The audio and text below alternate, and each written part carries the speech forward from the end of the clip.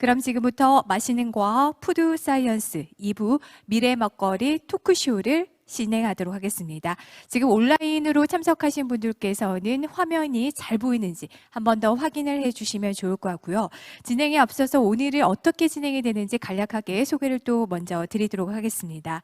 2부 행사는 첫 번째로 교수님 두 분의 강연이 시작되며 강연 후에는 미래 먹거리 토크쇼를 진행할 예정입니다. 그리고 중간중간 온라인 댓글을 확인하면서 소통하는 시간을 가져볼 텐데요. 토크쇼 마지막에는 줌 프로그램으로 접속하신 분들과 그리고 온라인상으로 질의응답을 하는 시간도 함께 가져볼 예정입니다. 자, 그럼 지금부터 윤은영 교수님의 강연을 시작해 보도록 하겠습니다. 먼저 강연에 앞서서 오늘 첫 번째 강연을 해주실 윤은영 교수님을 소개해 드리겠습니다. 윤은영 교수님께서는 현재 세종대학교 스마트생명산업융합학과 재직 중에 있으시며 국립농업과학원 연구관 및 매사추세츠대 의과대학 방문연구원으로 근무하셨습니다. 또한 윤은영 교수님께서는 현재 곤충의 새로운 식품 원료 등록 연구를 활발히 진행하고 계시고요. 이와 관련해서 2015년 과학기술진흥 국무총리 표창 수상과 국가연구개발 우수성과 100선 선정 등 식용 곤충 분야의 발전에 큰 기여를 하고 계십니다. 자, 그럼 여러분들 큰 박수로 윤은영 교수님을 모셔보도록 하겠습니다. 어서 오십시오. 안녕하세요.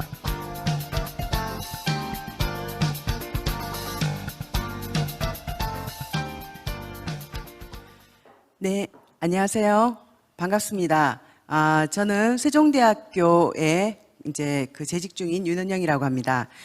우선 이 표지에 보시는 이 먹음직스러운 그림들을 지금 보고 계시는데 이 식품들의 공통점이 무엇일까요?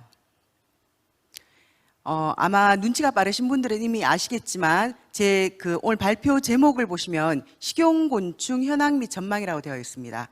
네, 이 제목에서 보시는 것처럼 이 맛있어 보이는 먹음직스러운 어묵이라든가 소면에 전부 다 공통적으로 식용곤충이라고 하는 고소해라고 하는 그러한 식용곤충이 포함되어져 있습니다.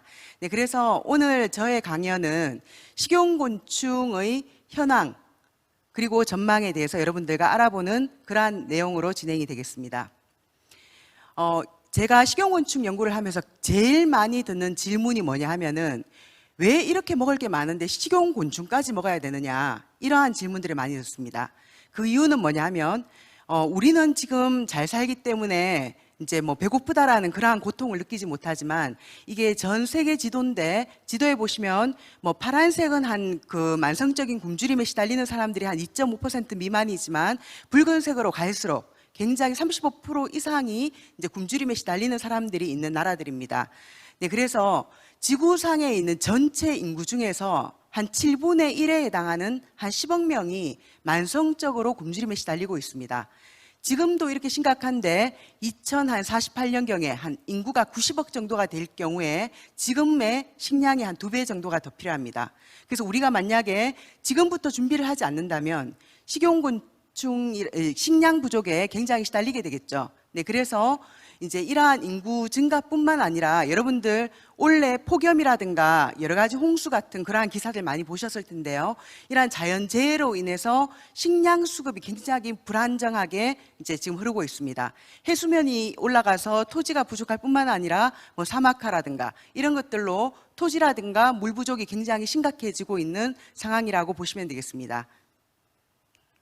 네, 그래서 2013년도에 UN 산하에 있는 국제식량농업기구라고 하는 거기에 책임자분이 이렇게 얘기를 했습니다. 식량 문제 해결을 위해서 어떤 것을 먹고 어떤 것을 생산할지 지금이 바로 다시 생각할 때라고 말하면서 이렇게 얘기했습니다. Insects are food of the future. 여러분들 다 해석 가능하시죠?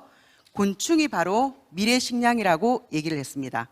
네, 그러면 곤충을 미래 식량으로 지목한 이유가 있겠죠. 그 곤충이 왜 미래 식량으로 유망하나, 그 이유에 대해서 잠깐 보시면은 오른쪽에 보시는 이 그림은 곤충 사육장의 모습입니다. 다른 것들 가축을 키우는 것과는 달리 다단식으로 이렇게 사육이 된다는 것을 볼 수가 있습니다. 그래서 좁은 면적 안에서도 굉장히 많은 양을 키울 수 있어서 토지 이용 효율이 높다, 이렇게 얘기를 합니다. 그뿐만이 아니라 한 번에 수백 개의 알을 산란을 합니다. 한 마리에서 수백 개가 이렇게 탄생을 하는 거죠. 그리고 갈색 거절이라는 곤충만 하더라도 태어나서 죽을 때까지의 기간이 한 석 달 정도밖에 되지 않아서 굉장히 생산 효율이 높다고 볼 수가 있습니다. 그뿐만 아니라 이제 변온 동물이기 때문에 이제 사료 효율이 굉장히 좋다는 거죠. 무슨 말이냐면 동일한 양의 고기를 생산할 때 들어가는 사료의 양이 굉장히 작고 그리고 온실가스 배출량도 적어서 친환경적이기까지 한 곤충, 그리고 영양가도 굉장히 좋은 겁니다. 고단백, 고불포화 지방산으로 영양가가 좋고, 그뿐만 아니라 동물 중에서 3분의 2를 차지할 정도로 지구상의 최다종인데도 불구하고 아직까지 거의 연구가 이루어지지 않은 기능성 물질의 보고라는 장점이 있습니다. 네, 그러면 곤충은 굉장히 생소한 그러한 소재인가, 식량으로서? 여기에 대한 질문을 또 던질 수가 있을 텐데요. 이 초록색이 진할수록 식용으로 먹은 곤충 종수가 많은 국가입니다. 세계 인구의 3분의 1에 해당하는 20억 명 이상이 이미 곤충을 식용으로 섭취했다는, 그러한 곤충은 굉장히 생각보다는 친숙한 소재라는 것을 알 수가 있고, 식용으로 이용되는 곤충 중에서도 딱정벌레목, 나비목, 벌목, 메뚜기목 순으로 많은 이제 종수를 이미 식용으로 섭취한 바 있습니다. 네, 그러면 이제 그 우리나라 상황에 대해서 잠깐 보도록 하겠습니다. 우리나라에서 곤충 산업이라고 하면 어떤 게 있느냐? 꽃가루를 매개하는 화분 매개, 그리고 해충을 방지하는 천적, 그리고 학습 애완용, 우리가 행사 같은 데 가서 볼 수 있는 이벤트용, 이런 정도의 용도밖에 없었는데, 곤충을 하나의 산업으로 좀 이렇게 확대를 하려고 하다 보니까 식용, 약용, 사료용 이런 연구도 필요하다. 그래서 저를 포함한 많은 연구자들이 이쪽으로 연구를 진행하기 시작했습니다. 그러면 제가 식용곤충을 연구하기 이전에 법적으로 제조해서 판매가 가능한 식용곤충은 어떤 게 있냐면은, 아마 여러분들 중에서도 이미 먹어본 경험이 있을 수 있는데요. 벼메뚜기, 누에의 번데기, 누에의 애벌레, 그리고 누에의 애벌레인데 백강병이라고 하는 병이 걸린 백강잠, 이 4종만이 이제 식용으로 법적으로 제조 및 판매가 가능했습니다. 이 4종으로는 산업화하기에 너무 종수가 적은 거죠. 네, 그래서 식용곤충 산업화를 위한 연구가 이제 이러한 순서대로 이제 막 이루어지기 시작했어요. 이 내용에 대해서 이제 말씀드리면은, 우선은 국내에는 뭐 조금 소수가 드시더라도 국외에서 식용으로 많이 먹고 있다든지, 그렇지 않으면은 이제 그 장수풍뎅이 같은 경우에는 국내에서 식용은 아니지만 학습 애완용 곤충으로 굉장히 인기가 있는 곤충입니다. 이것처럼 이미 생산이 굉장히 이제 잘 이루어지고 있는 그러한 곤충을 대상으로 해서 우선적으로는 갈색 거절이 유충, 흰점박이 꽃무지 유충, 장수풍뎅이 유충, 쌍별 귀뚜라미가 연구가 진행이 되었고, 그 다음에 이제 후발주자로 아메리카 왕거절이 유충, 숯벌 번데기까지 이렇게 식용으로 법적으로 쓸 수 있게 하는 그러한 연구가 진행이 됐습니다. 네, 최적 제조 조건 확립인데, 지금부터는 제가 갈색 거절이 유충을 중심으로 해서 여러분들한테 설명을 드리도록 하겠습니다. 지금 이렇게 장을 좀 해부해 보니까 3일 정도 굶기니까 곤충에서 중장이라고 하는 장이 있는데 그 부분이 이렇게 맑게 비어지는 것을 볼 수가 있습니다. 이렇게 맑게 비어지다 보니까 조금 좋지 않은 그러한 쌉싸름한 맛이라든가 냄새 같은 것들이 많이 제거가 된다는 것을 알 수가 있어서 이제 2, 3일 정도 굶기고 깨끗하게 세척해서 한 115도씨에서 5분 정도 살균하고 동결건조하는 이러한 제조 조건을 가지고 제조가 된 게 바로 식용곤충 분말 같은 것이라고 보시면 되겠습니다. 네, 그래서 그러면 식품이기 때문에 영양가도 풍부하면 좋겠죠. 그래서 영양 성분을 한번 비교를 해보니까 단백질을 보시면은 똑같이 건조해서 비교한 건데, 이러한 곤충들이 돼지고기보다도 단백질이 많고 소고기하고 좀 유사한 그러한 정도로 단백질이 많더라. 그래서 고단백질 식품으로 충분하다라고 생각을 할 수가 있었고요. 이러한 단백질뿐만이 아니라 3대 영양소라고 하는 단백질, 지방, 탄수화물의 비율이 굉장히 고르게 분포되어져 있다는 것을 볼 수가 있습니다. 그래서 영양적으로도 그 가치가 충분합니다. 그렇지만 식품이기 때문에 이러한 영양적인 가치만 있어서는 안 되겠죠. 매일매일 섭취했을 때 해가 없어야 되기 때문에 유해 물질이라고 하는 병원성 세균이라든가 곰팡이 독소, 중금속 이런 것들을 분석을 했을 때 전부 다 거의 불검출이 나왔고요. 일반 세균에서 이 정도 수치는 일반 식품들 에서 허용되는 수치이기 때문에 문제가 없는 거죠. 그래서 굉장히 안전하다는 것을 입증을 했고요. 그리고 또 사람이 먹어야 되기 때문에 또다시 독성 시험이라는 것을 진행을 했습니다. 그래서 뭐 쥐라든가 실험 동물인 쥐라든가 아니면은 세포를 이용해서 이런 독성 시험을 여러 가지를 거쳐 보니까 모든 독성 시험에서 다 음성으로 나와서 식용곤충은 영양가도 좋지만 독성 위험 등 굉장히 안전한 식품이라는 것을 이제 알 수가 있었습니다. 네, 그래서 이러한 결과를 바탕으로 해서 2014년도에 갈색 꺼저리 유충이 세계 최초로 과학적 입증을 거쳐서 식품으로 등록이 됐습니다. 네, 여기에 좀 누군지 아시겠죠? 네. 네, 그리고 같은 해 흰점박이 꽃무지 애벌레도 역시 식품으로 인정이 됐고요. 그 다음에 2015년도에 장수풍뎅이도 이렇게 식품으로 인정이 됐습니다. 네, 그래서 제가 서두에서 말씀드린 오랫동안 먹어왔기 때문에 법적으로 인정이 되고 있는 곤충이 몇 종이라고 했죠? 네, 4종이죠. 4종인데 거기에다가 추가적으로 연구를 통해서 과학적인 입증을 통해서 총 6종이 더 추가가 되어서 지금 현재 법적으로 제조 및 판매가 가능한 곤충은 총 10종으로 보시면 되겠습니다. 그러면 우리나라만 이렇게 정부에서 이제 곤충을 식품으로 인정을 했느냐? 그건 아니고 벨기에라는 국가에서도 10종의 식용곤충, 이제 중복되는 것도 있죠. 귀뚜라미라든가 풀무치, 갈색꺼저리를 포함한 10종의 곤충이 이제 새로운 이제 식품으로 원료로 이제 인정이 되어서 지금 현재 연구나 산업화가 진행이 되고 있습니다. 네, 그러면 식품으로 이렇게 인정만 되면 끝날 줄 알았는데 그게 아니었다는 거죠. 식용곤충이라고 하는 그러한 여러분들 어떤 이미지 떠오르세요? 약간 혐오스럽고 이러한 이미지들 때문에 생각보다는 소비 확대가 많이 이루어지지 않아서 이제 어떻게 하면 소비를 많이 확대시킬 수 있을까라는 고민을 하기 시작했습니다. 네, 그래서 갈색 꺼저리만 하더라도 정확하게 말하면은 알이나 번데기나 성충이 아니라 애벌레만을 식품으로 이용하기 때문에 식용곤충으로 이용되는 애가 뭐냐 이러면 갈색 꺼저리, 애벌레 이렇게 하면 너무 깁니다. 일단 부르기에도 길고 그리고 거저리 이러면 머저리, 거머리 막 이런 게 떠올라서 생각보다 그 어감도 좋지 않아서 우선은 좀 짧고 쉽게 부를 수 있고 좀 어감도 좋은 애칭을 한번 공모해보자. 이래서 정부에서 이제 농촌진흥청에서 애칭을 대국민 공모를 했습니다.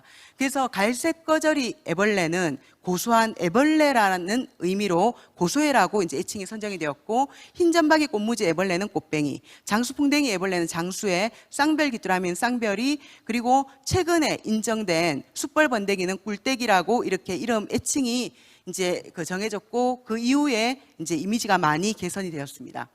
그리고 식용곤충을 그러면 어떻게 꼭 먹어야 되지? 먹는 방법에 대해서 사람들이 이제 어떻게 먹어야 될지를 몰라서 못 먹는 경우도 있을 것 같아서 이렇게 메뉴라든가 제품을 개발하는 연구를 하는데 그 연구를 하기 전에 그러면 이 고소해라고 하는 얘는 어떤 맛인가? 맛을 한번 평가해 봤습니다.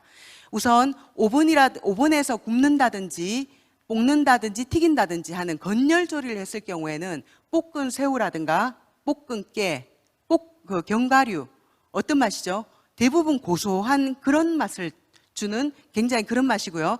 수별 조리, 찌거나 삶는 조리를 했을 경우에는 여러분들 지금 굉장히 많이 시중에 나와서 먹고 계실 텐데 이제 찐 옥수수 있죠. 찐 옥수수를 딱 씹을 때 그 톡 터지는 식감 아시겠죠? 그처럼 식감도 비슷하고 맛도 찐옥수수처럼 담백하면서도 고소한 그러한 맛을 주기 때문에 식품 전문가들도 전부 다 맛에서는 굉장히 긍정적이다라고 평가를 했습니다. 그래서 이렇게 이제 고소해를 이용해서 이제 한식, 일식, 중식, 양식, 그리고 간식류까지 여러 가지 메뉴가 이제 개발이 되어서 이렇게 일반인들이나 전문가분들을 대상으로 해서 맛을 보게 해드리는 시식회가 많이 개최된 바 있습니다. 이뿐만 아니라 지금 학생들이 지금 많이 있는데 어린이 곤충 조리교실 프로그램, 그러니까 어린이들한테 이론적인 교육과 함께 여러분들이 이러한 식품을 직접 만들어 볼 수 있는 체험 프로그램을 개발을 해서 실제로 몇 년 전에 국립과천과학관에서 체험해 볼 수 있는 프로그램을 진행을 했었는데 굉장히 인기가 있었습니다. 네, 이뿐만 아니라 일반식뿐만 아니라 많이 못 드시는 환자분들을 위한 환자식 메뉴와 특수 의료용 식품도 개발이 되었는데, 이렇게 이제 고소의 고기를 만들어서 암 환자식이라든가 위장관 질환식이라든가 이런 식으로 이제 만들고 난 다음에 실제로 환자분들을 대상으로 해서 한 일주일간 이제 환자식으로 고소해로 만든 환자식을 드시게 해본 결과 근육량이 굉장히 이제 그 의미 있게 증가한다는 것을 확인할 수가 있었고요. 그 다음에 푸딩 형태 이러한 그 환자 균형 영양식이라는 제품도 이제 개발된 바가 있습니다. 이렇게 이제 좋다고 하지만 그래도 여전히 혐오감이 있어서 못 드시는 분들을 위해서 이제 기능성까지 발굴해서 이제 몸에 좋다 이러면 드실 수 있겠죠. 네, 그래서 항비만이라든가 뭐 항당뇨, 그리고 뭐 항치매, 그리고 뭐 위에 좋은 그러한 물질뿐만 아니라 효능을 연구하는 것들도 계속 지속적으로 전 세계 연구자들이 이제 많이 연구를 진행하고 있는 실정입니다. 네, 다양한 특허와 논문의 내용이 되겠습니다. 네, 그래서 식용곤충 산업 현황을 국내에서 어느 정도 되느냐 하면은 한 2015년도에는 한 60억 원 정도의 시장 규모였는데 2020년에는 10배 이상 이렇게 성장하는 것을 볼 수가 있었고요. 그리고 좀 더 이제 먹는 거다 보니까 다른 용도의 곤충보다는 좀 더 위생적인 사육 기준도 마련을 했고요. 그리고 올해 청주에 있는 오송고등학교에서는 곤충 어묵이라든가 돈가스, 탕수육으로 이렇게 급식이 제공된 바 있습니다. 그리고 여러분들 이 중에서 중학생들도 있는지 모르겠는데 중학교 기술과정 교과서에서도 식용곤충이 이렇게 소개가 되어서 이제 여러분들 학생들을 대상으로 해서도 이제 식용곤충에 대한 그러한 교육이 이루어지고 있습니다. 그 외에도 여러분들 관심을 가지고 인터넷이라든가 이렇게 검색을 해보면 금방 확인하실 수 있을 텐데 다양한 형태의 제품들이 이제 많이 판매되고 있다는 것을 알 수가 있습니다. 국내뿐만 아니라 국외에서도 이제 중국이라든가 동남아시아뿐만 아니라 영국이라든가 이러한 캐나다, 미국 같은 서구의 선진국에서도 식용곤충 업체들이 이렇게 막 생성이 되어서 식용곤충 시장은 급속도로 성장하고 있습니다. 네, 그래서 제가 오늘 설명드린 것처럼 이제 식용곤충 그 안전하고 친환경적이고 그리고 영양가가 높을 뿐만 아니라 맛까지 좋은 식용곤충 여러분들 아직까지 경험해 보지 못하셨다면 꼭 섭취하는 한번 사서 드셔보시는 경험을 해보셨으면 좋겠습니다. 네, 감사합니다. 네, 잘 들었습니다. 그대로 잠시만 교수님 계시면 될 것 같고요. 강연 잘 들었습니다. 박수까지 보내주셨습니다. 중간으로 좀 더 들어가실까요? 네. 자, 여기서, 자, 줌 화면으로 우리 함께 하시는 분들을 좀 만나보도록 하겠습니다. 우리 줌 온라인 화면으로 함께하는 여러분들께서 혹시 질문 있으신 분은 손 한번 들어주실까요?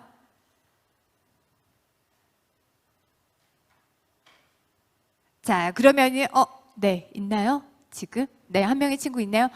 일부 행사 때 같이 했던 친구인데요. 자, 이름이 어떻게 자기소개 한번 하고 우리 교수님께 질문할까요?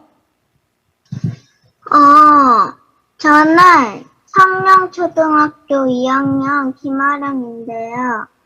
그렇게 식용곤충을 먹는 나라가 많아지면 곤충이 멸종해서 더는 식용곤충 먹는 나라가 없어져도 우리는 그럼 식용곤충을 계속 먹을 수 있는 건가요?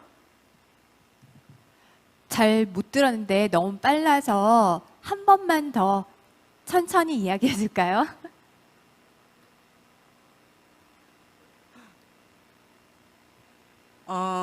질문을 한 번 더 얘기해 줄래요?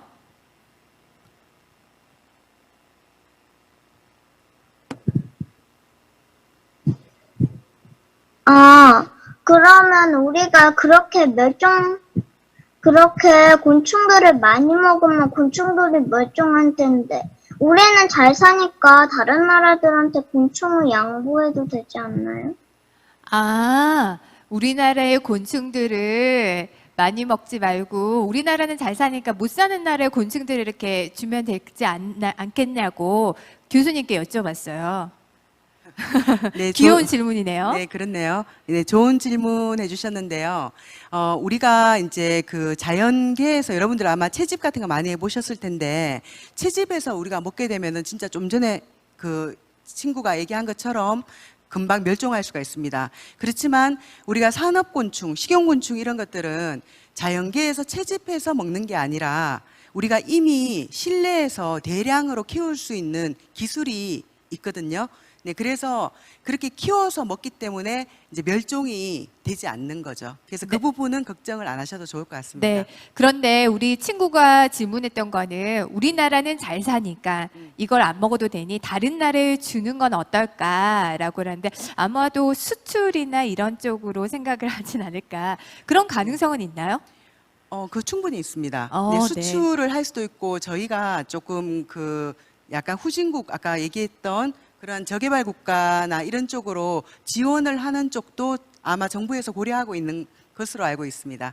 아, 네. 친구의 생각처럼 후진국에도 지원을 하겠다라는 이런 생각을 나라에서 하고 있다라고 합니다. 괜찮은가요? 답변이? 네. 네, 잘 들었습니다. 자, 이렇게 해서 줌 온라인으로 참여한 우리 친구들의 질문을 들어보았고요. 이번에는 유튜브를 또 실시간으로 함께 해주신 분들의 질문을 한번 보도록 하겠습니다. 자, 유튜브 질문으로는요. 자, 고소의 누룽지 먹어봤는데 맛있던데요. 라고 이렇게 얘기해 주셨는데요. 자, 선생님 드셔보셨죠, 교수님? 아, 네네. 정말 고소하던가요? 고소에는 정말 고소합니다. 아, 이름처럼. 진짜요? 예. 이름만큼이나 고소하길 바라고요. 유튜브로 또 질문을 올려주실 분들께서는 질문을 올려주시면 될 것 같고요. 그리고 그 고소의 누룽지 먹어봤는데 맛있던데요 라고 해주신 분께서 청도의 곤충나라에서는 곤충류로 피자 만드는 체험도 할 수 있어요. 알고 계셨나요, 교수님? 그까지는 잘 몰랐습니다. 청도에 가면 곤충나라에서 곤충류로 피자를 만드는 체험이 있다고 해요. 교수님께서 모르셨던 정보를 우리 유튜브 참여자 분께서 이렇게 얘기를 해주셨는데 이것도 우리 아이들이 좋아하는 피자에 접목을 해서 같이 하면 되게 좋을 것 같은 생각이 들고요. 혹시 줌 온라인에서 또 질문이 있으신 분 있으신가요? 손 들어주시면 제가 질문을 받아드리도록 하겠습니다. 자, 그러면은 우리 친구들 중에서 나는 이 곤충류를 식용 곤충을 먹어본 적이 있다. 저기 친구 하나 손을 들었죠? 네. 자, 안녕하세요. 자기소개하고 교수님께 질문을 하도록 하겠습니다. 저는 양덕초등학교 3학년 최강유입니다.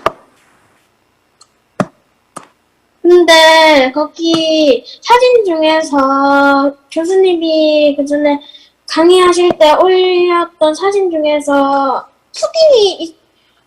고소의 푸딩이 있었는데 푸딩에는 거의 설탕을 넣잖아요. 그럼 고소의 푸딩에도 설탕을 넣으면 고소의 고소한 맛이 사라질 것 같아요. 고소에 뭐를 넣으면? 튀김? 설탕이요. 근데 푸딩이 있었잖아요. 고소에 설탕을 넣으면 고소의 맛이 사라지지 않을까라고 이렇게 맞죠, 친구? 질문이? 네. 네, 고소에 설탕을 첨가해서 요리를 하게 되면 고소한 그 맛이 사라지지 않을까라는 요리에 대해서 또 궁금한 점을 얘기를 해줬네요. 푸딩이 나왔었는데 푸딩에 대해서 궁금해한 것 같아요. 그래서 이제 그 설탕이라든가 이런 게 들어가더라도 고소의 고소한 맛은 충분히 살리면서 또 이제 달콤한 맛까지 추가하는 그런 거기 때문에 고소한 맛이 사라지지는 않습니다. 네. 네. 친구가 푸딩 먹고 싶어서 그런가 봐요. 빨리 이게 푸딩이 이렇게 시중에 판매가 되기를 바라겠습니다. 아니야? 먹어보면 좋을 것 같아. 자, 이렇게 해서 질문을 또 받아봤고요. 줌 온라인으로 또 질문하실 분 있으시면 한 분만 더 제가 질문을 받아보도록 하겠습니다. 자, 나는 여기서 번데기를 좋아한다. 손 한번 들어봐 주실까요? 아까 질문했던 친구 번데기 저도 좋아요. 피부 미용에 좋거든요. 자, 여튼 식용 곤충에 대해서 윤은영 교수님께서 강의를 해주셨고요. 우리 아이들의 귀여운 질문까지 받아주셨습니다. 잘 들었습니다. 교수님께 수고 많으셨다고 박수 한번 부탁드리도록 하겠습니다. 네, 감사합니다. 자리로 모시겠습니다. 고맙습니다. 자, 2부 첫 번째 강연으로 윤은영 교수님께서 강의를 재밌게 또 해주셨습니다. 다음은 이경본 교수님의 강연을 시작하도록 하겠습니다. 소개해드릴 이경본 교수님께서는 현재 전남대학교 생물교육과에 재직 중이시며 미국의 하와이 대학교 조교수이시고 더 잭슨 레보러토리 책임 연구원으로 역임하셨습니다. 또한 현재는 농림축산식품부가 주관하는 2021년 고부가 가치 식품 기술 개발 사업의 배양육 분야 총괄 과제인 배양육용 근육 줄기세포 확립 및 대량 배양 기술 개발 연구를 진행하고 계십니다. 자, 여러분들의 박수로 역시 이경본 교수님을 환영해 주시기 바랍니다. 무대로 모시겠습니다. 올라오시면. 네.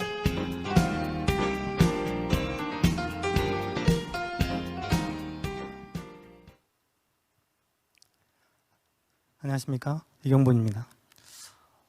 저는 오늘 배양육을 주제로 여러분들께 이야기를 해보려고 하는데요. 어쩌면 여러분들은 앞서 강연을 들었던 이 곤충보다는 훨씬 더 생소한 단어라고 생각할 수 있는데 재밌게 한번 이야기를 해보려고 합니다.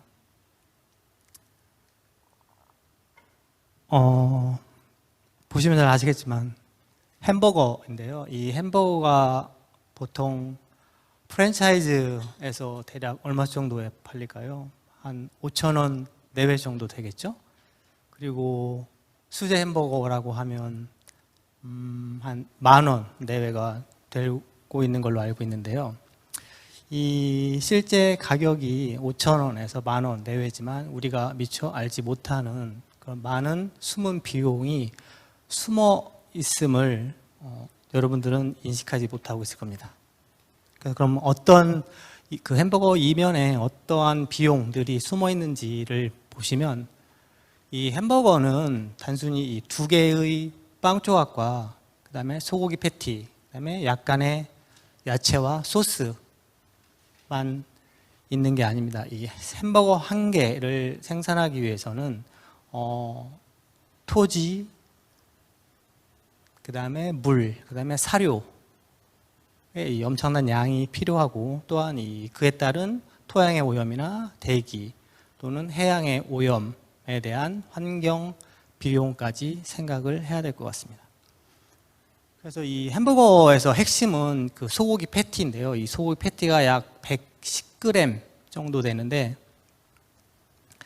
이 110g의 소고기를 생산하기 위해서는 보시는 바와 같이 이렇게 많은 어떤 요인이 필요한데 하나씩 보시면 먼저 이 환경 관련 지표로 쓰이는 이 물발자국이라는 것이 있는데 이 물발자국이 뭐냐면 제품의 생산부터 사용, 그 다음에 폐기에 이르는 이 전 과정 동안 사용되는 물을 나타내는 지수입니다. 그래서 소고기 110g 정도를 생산하는데 물이 약 2,500리터의 물발자국이 필요합니다. 그럼 이게 정확히 어느 정도인지 딱 와닿지 않을 텐데 좀 다른 것과 비교해 보면 사과 한 개를 생산하는데 약 70리터의 물발자국이 필요하다고 합니다. 그 다음에 계란 한 개가 약 200리터의 물발자국이 필요하다고 하고요. 쌀 1kg이 약 3,400리터의 물발자국이 필요하다고 합니다. 이것과 비교해 보면 굉장히 많은 물이 소요되고 있다는 걸 알 수 있을 겁니다. 그 다음에 이 소고기를 생산하기 위해서는 이 소를 키워야 되고 이 소를 키우기 위해서는 이 많은 양의 곡물이나 또한 토지가 필요합니다. 그래서 이 토지는 결국엔 숲으로부터 와야 되는데 그러면 이 숲이 줄어들면 이 지구 온난화가 더 가속화가 될 것이라고 알고 있습니다. 그 다음에 보고에 따르면 이 100g, 110g 정도의 소고기를 생산하는데 약 1.8평의 토지가 필요하다고 하고요. 또한 이 소는 이 대가축 동물로서 이 초식 동물이죠. 그래서 이 많은 양의 곡물을 섭취하고 있는데 대략 보고서에 따르면 약 1.8kg 정도의 곡물이 필요하다고 합니다. 단지 110g의 소고기를 생산하기 위해서 말입니다. 마지막으로 이 소는 이 반추동물인데 이 소가 곡물을 먹고 소화를 시키면서 어떤 트림을 하거나 방귀를 뀌는데 여기에는 이 이산화탄소보다 약 21배 정도의 지구를 뜨겁게 하는 역할을 하는 이 메탄가스라고 하는 가스가 있는데요. 이 소고기 110g 정도를 생산하기 위해서 이 소가 뿜어내는 메탄가스가 약 57g 정도 된다고 합니다. 이뿐만이 아니라 이 소의 분뇨에서 배출되는 이 이산화질산이라든가 아니면 사료를 재배하기 위해 필요한 질소비료 또한 소를 도축하기 위해서 이동이 필요한데 이때 사용되는 자동차에서 나오는 이산화탄소 등등을 총 합쳐서 약 3kg의 온실가스를 배출한다고 합니다.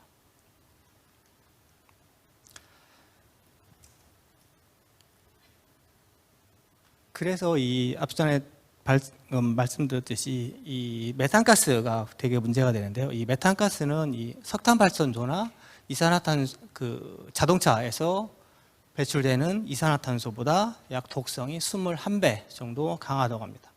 또한 이 주요 이 메탄가스 배출원 중에서 보시는 바와 같이 이 반추동물이 뿜어내는 메탄가스가 주요 배출 요원 중에 두 번째에 해당될 정도로 굉장히 많습니다. 그래서 이 배양육이라는 것이 이제 등장하게 되는데요. 이 등장 배경에는 몇 가지 요인이 있는데 먼저 인구 증가를 들 수 있습니다. 그래서 이 현재 전 세계 지구가 약 78억 명 정도 되는데 전문가들의 예상에 의하면 2050년경에는 약 90억 명까지 증가할 거라고 예상하고 있고 이는 매년 0.6%의 증가율을 나타내고 있습니다. 또한 이런 인구 증가에 따른 육류 소비량도 증가할 것이라고 예상을 하고 있고요. 이 육류 소비 증가에 따른 이제 고기를 많이 생산하려면 가축을 더 많이 길러야 되니까 뭐 물이나 토양, 공기, 그다음에 사료 자원이 부족하게 되고 또한 그에 따른 파생되는 환경 문제라든가 또한 이 동물의 생존권과 관련된 어떤 채식주의자들의 증가, 그다음에 이 동물 복지 같은 이슈가 생겨나서 이 배양육이 등장하게 되는데요. 이 간단히 말해서 배양육이 뭐냐면 이 가축의 사육 과정을 거치지 않고 이 첨단 생명공학 기술이나 어떤 공학적인 기술을 이용해서 세포 배양을 통해서 만들어내는 식용 고기라고 했습니다.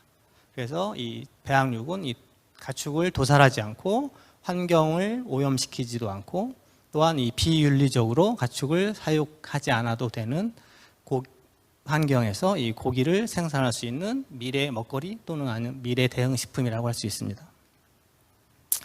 그래서 이런 등장 배경에 관련된 이슈를 좀 더 자세히 보면 이 1960년대부터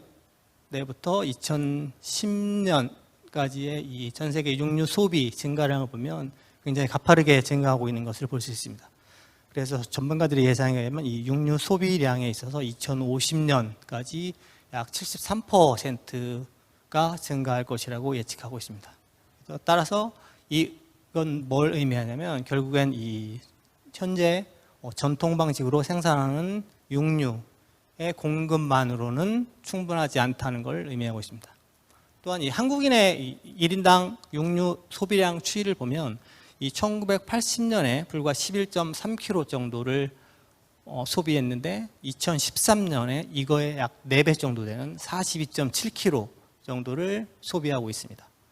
또한 이 가축 고기별로 보면 이 소고기는 1980년도에 2.6kg 정도 소비하다가 2018년 경우에는 12.7kg 정도를 소비하고 있고 돼지고기 같은 경우에는 1980년에 6.3kg 정도 소비하다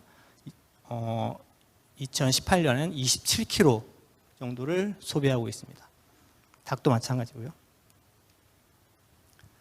또한 이 환경적인 이슈가 있는데 이 가축 사유로 인한 환경 문제를 들 수 있습니다. 따라서 먼저 이 좌측의 이 온실가스 배출량을 보면 이 발전에서 파생되는 온실가스 배출량 다음으로 이 가축 사육에서 온실가스 배출량이 많습니다. 또한 이 토지 사용량에 있어서는 단연 그 압도적으로 이 가축 사육에 필요한 토지 사용량이 가장 많은 비율을 차지하고 있습니다. 그래서 이 배양육과 이 전통적으로 생산하는 고기에 있어서의 이 환경적인 영향을 비교해 보면 이 배양육은 이 전통 방식으로 생산하는 고기에 비해서 약 45%의 에너지 사용률을 감소시킬 수 있고 또한 약 96%의 온실가스 배출량을 줄일 수 있다고 합니다. 또한 약 99%의 토지 사용량, 즉 대지 사용량을 줄일 수 있다고 합니다. 또한 이 동물 복집, 동물 윤리에 관한 이슈인데요. 이 매년 도축되는 가축의 수가 2016년 기준 약 700억 마리 정도 되고 여기로부터 약 300만 톤 이상의 고기가 생산이 되고 있습니다. 이런 고기 생산에 있어서 이 비윤리적인 가축 환경이 문제가 되는데 예를 들면 이 닭 같은 경우에는 평균 수명이 약 10에서 15년 정도 된다고 하는데요.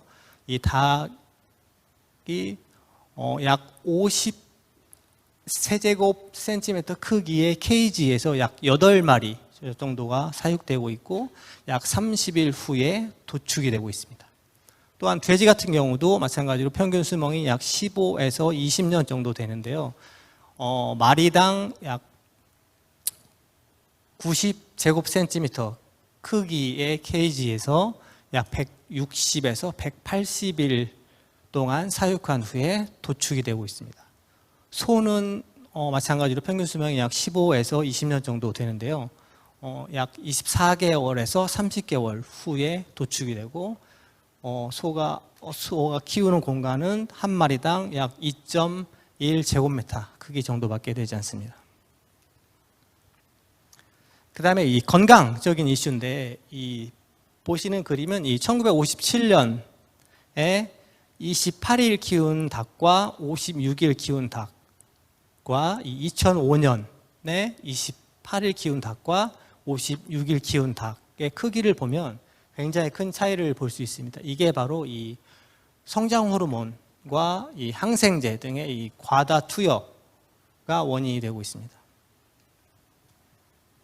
그래서 이 재밌는 그림인데 이 대체 식품을 인류의 진화 과정과 비교해서 볼 수 있는 그림인데 이 1세대 대체 식품이라고 할 수 있는 이 식물 기반 대체육을 인류의 진화 과정에서 오스트랄로피테쿠스에 비교할 수 있다면 현재 배양육은 인류의 진화 과정 중에서 이 호모사피엔스와 비교할 수 있을 만큼 이 식품의 혁명이라고 할 수 있습니다.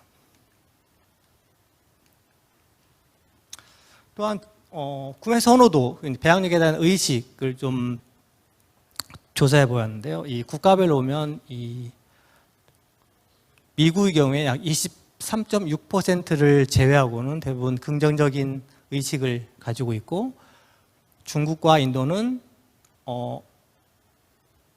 미국보다 더 많은 긍정적인 인식률을 보이고 있습니다. 연령대에 따른 이 구매 선호도, 즉 배양육에 대한 의식을 보면 또 놀랍게도 젊으면 젊을수록 더 배양육에 대한 긍정적 인식을 가지고 있는 걸로 나타났습니다. 또한 이 국내 배양육에 대한 이 소비자 인식을 알고 싶어서 저희가 설문 전문 기관을 통해서 약 108명의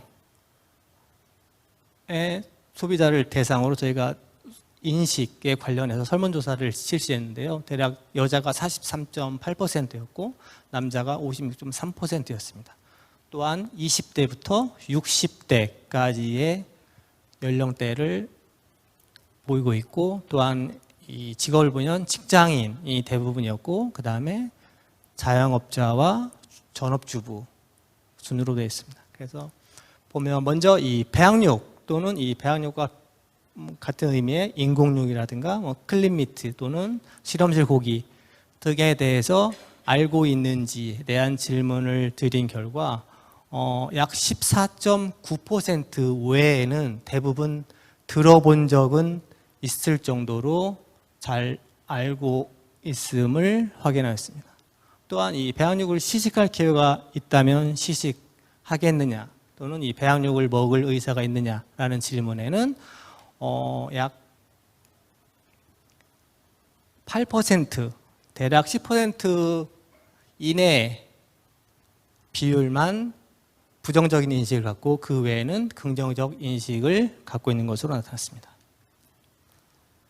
그 다음에 어떤 환경 문제와 관련해서 이 배양육이 온실가스의 배출을 줄일 수 있는지 또는 이 배양육이 동물 사육을 위한 어떤 물이나 사료, 토지 등을 줄일 수 있는지 또는 이 배양육은 이 식량 부족 문제를 해결할 수 있는 대안이 될 수 있는지 또는 이 배양육인 환경 오염을 줄일 수 있는지 또한 이 배양육이 지속 가능한 환경을 위해 필요한지에 대한 질문은 마찬가지로 대부분 90% 정도 되는 답변이 긍정적인 답변을 보이고 있음을 확인할 수 있었습니다. 그래서 이 세계 육류 시장의 전망을 보면 약 2025년까지도 여전히 이 전통 방식으로 생산된 고기가 차지하는 비율이 약 90%를 차지할 거고 이 식물 기반 대체육이 약 10% 정도를 차지할 거라는 전문가들의 예상이 있습니다. 그래서 총 2025년 경우에는 약 육류 소비 시장이 약 1조 2천억 달러 정도 될 거라고 예상을 하고 있고요. 그에 반해서 2040년 정도의 예상은 이 전통 방식으로 생산된 고기가 차지하는 비율은 약 40% 정도 될 거라고 예상하고 있고, 그 다음에 놀랍게도 이 배양육이 차지하는 비율이 약 35% 정도일 거라고 예상을 하고 있습니다. 이처럼 이 배양육 산업이 급성장을 보이고 있는데 보시면 아시겠지만 불과 2016년도에는 이 배양육 개발 관련 기업이 몇 개 되지 않았습니다. 하지만 2021년 현재 통계에 따르면 약 75개의 기업, 이 배양육 관련 기업들이 현재 존재하고 있는 걸로 알려져 있습니다. 또한 이 배양육 관련 기업도 어떤 모든 기업이 이런 배양육 고기만 개발하는 게 아니라 어떤 기업들은 실제 이 배양육을 개발하는 기업이 있고요. 그 다음에 이 배양육을 만들기 위해서 이 세포를 배양하는 데 필요한 여러 성장인자나 배양액을 개발하는 회사들이 있고, 또한 이 배양육을 대량으로 생산하게 필요한 어떤 이 생물 반응이라고 하는데 이 바이오리액터나 이 3D 바이오 프린터를 개발하는 회사가 있습니다. 또한 이 배양육을 개발하는 회사 중에서도 어떤 축종에 따라 좀 나누는데 어떤 회사는 돼지고기를 개발하려고 하고 있고, 어떤 회사는 닭고기, 어떤 회사는 소고기, 어떤 회사는 생선을 개발하려고 하고 있습니다. 그래서 이 국내외 배양육 관련 주요 기업의 투자 현황을 보면 가장 많이 알려진 미국의 이 저스트라는 기업이나 멤피스 밋, 그 다음에 블루날루 등이 있고, 이스라엘은 슈퍼미트나 알레팜스라는 기업이 있습니다. 또한 네덜란드는 이 모사미트가 대표적이고, 일본의 인테그리컬처, 또한 이 싱가포르의 시옥미트가 가장 대표적인 배양육 개발 관련 기업입니다. 그리고 우리나라에는 많이 아직 알려지지 않고 초기 단계지만 대략 알려진 업체는 한 4군데 정도가 되는 걸 알고 있습니다. 대표적으로 셀미트나 다나그린, 또 시위드나 노아바이오텍, 그리고 이 스페이스 F라는 회사도 있습니다. 그래서 이 배양육의 생산 과정을 보면 되게 복잡할 것 같지만 의외로 간단합니다. 그래서 이 어떤 근육 조직으로부터 이 근육 줄기세포라는 세포를 분리해서 이 세포들을 배양한 다음에 어떤 고기의 틀이 되는 이 지지체라는 데다 부착시켜서 대량으로 생산하게 되는 과정을 거칩니다. 그래서 이런 과정을 동영상으로 간단하게 살펴보시게 되면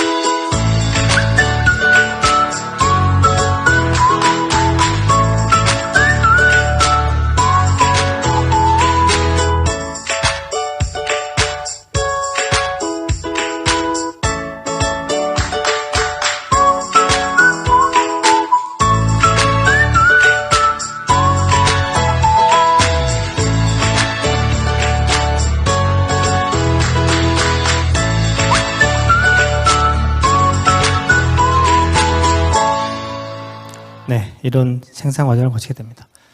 또한 이 배양육 생산의 가장 중요한 요소 네 가지를 꼽을 수 있는데요. 먼저 이 배양육을 만드는데 필요한 이 세포를 넣을 수 있는데 보통 근육 줄기세포를 이용합니다. 그래서 이 근육 줄기세포는 먼저 뭐냐면 개념을 보면 먼저 줄기세포는 분화할 수 있는 능력을 가진 이 미분화 단계의 세포라고 이해하시면 되고요. 이 근육 줄기세포는 근육으로 분화할 수 있는 이 미분화 단계의 세포라고 이해하시면 됩니다. 그래서 이 세포 주 파트에서는 가장 중요한 부분이 역시 고기를 구성하는 이 다양한 세포들을 어떻게 분리할 것인지, 또한 얼마나 빠르고 많이 성장시키고 분화시킬 수 있는 거가 가장 관건이 되지 않을까 생각하고요. 그다음에 두 번째로는 이 세포들을 키우는 데 필요한 여러 성장인자나 어떤 이 세포 배양용 배양액 파트가 되겠습니다. 그래서 이 부분에서는 역시 이 세포 배양액의 필수 구성물인 이 FBS라고 하는데 이 소태와 혈청을 어떻게 대체하느냐가 가장 중요한 관건이 될 수 있습니다. 또한 이 세포를 부착시켜서 고기의 형태를 만드는 이 지지체라고 하는데요. 이 스캐폴드가 필요한데 이 스캐폴드의 이 효율적인 3차원 구조 형성을 위한 이 식용 폴리머에 이용해서 식용 가능한 어떤 바이오 매터리얼 스캐폴드를 개발하는 게 관건이 되겠습니다. 마지막으로 이런 배양육을 대량으로 생산할 때 필요한 이 생물 반응이라고 하는데 이 바이오 리액터. 근데 여기서 중요한 건 이 랩 스케일에서 벗어나서 이 대량 생산할 수 있는 시스템을 개발하는 게 관건이 되고 있습니다. 그래서 이 영상은 뭐냐면 저희가 이 근육 줄기세포를 배양을 해서 성장시키고 분열시킨 다음에 근섬유, 즉 근육까지 분화한 걸 저희가 영상을 찍은 건데 이 보시는 영상은 이 근육까지 분화가 된 이후에 이 근섬유에서 어떤 근육의 수축과 이완을 볼 수 있는 영상이 되겠습니다. 잘 보여지는지는 모르겠는데 이렇게 보시면 이렇게 움직이는 게 볼 수 있습니다. 여기 이렇게 움직이는 게 보이죠? 그래서 이거 이 근육의 수축과 이완이라고 생각하시면 됩니다.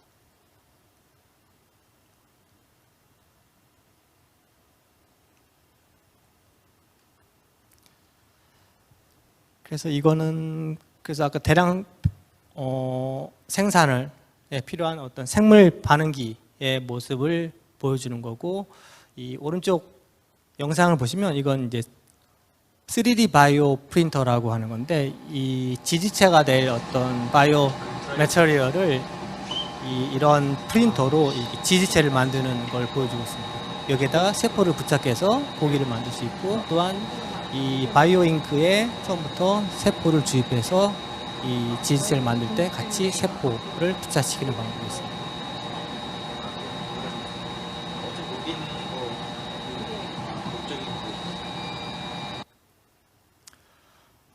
이게 가장 궁금한 부분일 때 그럼 도대체 배양육은 어떻게 생겼을까라는 부분일 텐데요. 이게 저희가 초기에 개발한 소고기인데요. 이렇게 붉은색 소고기가 붉은색 고기인데 이런 붉은색을 표현해 주기도 했고 그 다음에 이제 소고기가 가지고 있는 특유의 마블링을 구현해내기 위해서 노력한 모습도 보입니다. 그 다음에 이 가열 후에 식감이라든지 질감 이런 것도 저희가 테스트를 했습니다. 그리고 가장 최근에는 보시면 이것 앞에 거보다 좀 더 소고기처럼 볼 수 있을 거라 생각됩니다. 그래서 이 배양육이 처음에 선보인 게 이 네덜란드의 이 마크 포스트라는 교수님인데 이 소고기 패티, 이 100g 정도의 소고기 패티를 만드는 약 37만 5천 불 정도의 비용이 투입됐는데 이 2020년에 싱가포르에서 최초로 이제 이 닭 배양육 그래서 이제 치킨 너겟 형태로 제작이 돼서 판매가 되고 있습니다. 이상입니다. 네, 잘 들었습니다, 교수님. 네, 자, 이경본 교수님께서 배양육의 미래라는 주제를 가지고 강연을 함께 해주셨는데요. 이제 현재 줌 온라인으로 또 함께 접속하신 분들이 계시죠. 이제 줌 온라인으로 접속하신 분들은 질문이 계시다면 지금 질문을 손을 들어서 함께 해주시면 되겠습니다. 자, 역시 우리 어린이들이 많았어요. 어려운 강연은 아니었나요, 우리 친구들? 괜찮았어요? 괜찮았으면 손 한번 흔들어 주세요. 여러분들 소리가 안 들리기 때문에. 네, 신기했어요. 저도 강연을 보는데 되게 신기하게 느껴졌는데 여기서 교수님께 질문 있는 사람 손 들어 주시면 되겠습니다. 자, 질문 있는 사람. 질문 없나요? 아무래도 어린이들은 좀 생소할 것 같아요. 그래서 옆에 우리 부모님들도 같이 계시는 건데 보호자분들께서도 질문이 있다면 질문을 해주셔도 좋을 것 같습니다. 네.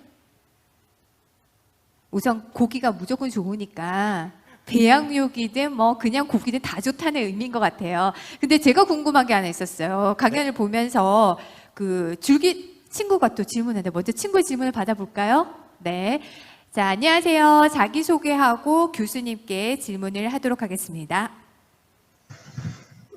저는 청량초등학교 2학년 김화정이에요. 근데 아까 고기에 먼저 갈색 고기에 갈색 고기 다음 옆에 사진 보니까 빨간색 고기가 있던데 그거 혹시 사람 색깔 피로 인공 혈액 만든 다음에 색칠한 거예요? 아까 그 그림은 처음에 왼쪽에 있던 빨간색은 익히기 전에 개발한 배양육 상태이고, 갈색은 그 익힌 후의 상태이고요. 그다음에 그 빨간색은 저희가 이제 개발한 다음에 인위적으로 색소를 입힐 수 있는 어떤 비트 같은 이 붉은색 계열의 식물이라고 할까요? 채소라고 할까요? 이런 걸 이용해서 할 수도 있고, 그 고기가 빨간색을 나타내는 거는 이 고기의 이 마이오글로빈이라는 건데요. 이거를 저희가 식물이나 어떤 효모에서 추출해서 사용한 경우도 있습니다. 네, 이해가 됐나요? 실제로 피는 아니고요. 귀여운 질문이었죠. 네, 빨간색이 나오니까 피가 들어간 건 아닐까요? 라고 했는데 순수한 질문이었습니다. 피가 실제로 들어간 건 아니고 그 색감을 낼 수 있는 채소를 이용해서 이렇게 색감을 낼 수 있다라고 얘기를 했습니다. 이해가 됐나요, 친구? 네, 자, 답변이 되었을 것 같습니다. 자, 그리고 또 유튜브를 통해서 실시간으로 시청하고 계신 분들께서 질문을 올려주셨는데요. 자, 여기 보니까 앞서서 댓글을 올려주신 분인데요. 이렇게 만든 고기를 구입할 수 있는지요? 라고 올려주셨습니다. 아직 승인이 나지 않았고요. 저희 나라에서는 현재 식약처와 이 정부 관련 부처와 긴밀하게 협의를 하고 있는 중입니다. 협의 중이고 그러면은 이거는 언제쯤 저희가 구입을 할 수 있나요? 대충 예상하는 대충은 가까운 미래가 되지 않을까 생각합니다. 가까운 미래 곧 건강한 음식을 배양육을 저희가 만나길 바라면서 교수님께서 이렇게 답변을 해주셨습니다. 자, 그리고 계속해서 줌 온라인으로 또 나는 질문이 있다 하시는 분 우리 어린이 손 들어주시면 좋을 것 같습니다. 네, 제가 질문 하나 해도 네. 괜찮을까요, 교수님? 네네. 궁금한 게 있는데요. 고기를 굉장히 좋아하기는 해요. 근데 다이어트 목적으로 콩고기를 드시는 분이 있어요. 네. 그거는 지금 교수님께서 말씀하신 배양육과는 다른 대체 음식이죠. 네네. 콩고기를 고기처럼 느끼게끔 콩을 이용해서 고기를 붙여서 이렇게 대체하는 네. 음식인 거죠. 그거랑은 다른 거죠. 맞습니다. 저희 이 배양육은 실제 동물의 근육 조직에서 이 세포를 분리해서 그 세포를 배양해서 만드는 겁니다. 여기서 질문 하나만 더. 그러면 교수님께서 그 근육세포를, 줄기세포를 이렇게 분리를 하면 우리 가축은 계속해서 그거 분리를 할 수 있는 근육세포, 줄기세포를 뽑아낼 수 있는 건 횟수라던가 이런 건 없나요? 특별히 횟수는 없고요. 저희가 한번 분리를 하면 이 대량으로 배양을 해서 계속 사용을 할 수가 있습니다. 아, 그렇군요. 혹시나 얘네들이 많이 뽑지 못할까? 그럼 물량이 딸리잖아요. 그죠? 네네네. 모자르기 때문에. 네. 그래서 여쭤봤습니다. 자, 감사합니다. 교수님. 재밌었습니다. 감사합니다. 자, 이렇게 해서 이경본 교수님께서 배양육의 미래에 대해서 강연을 해 주셨습니다. 그리고 여러분들께서 함께 하시는 줌 온라인으로 함께 하신 분들, 그리고 유튜브로 함께 해주신 분들의 질문까지 함께 들어보았습니다.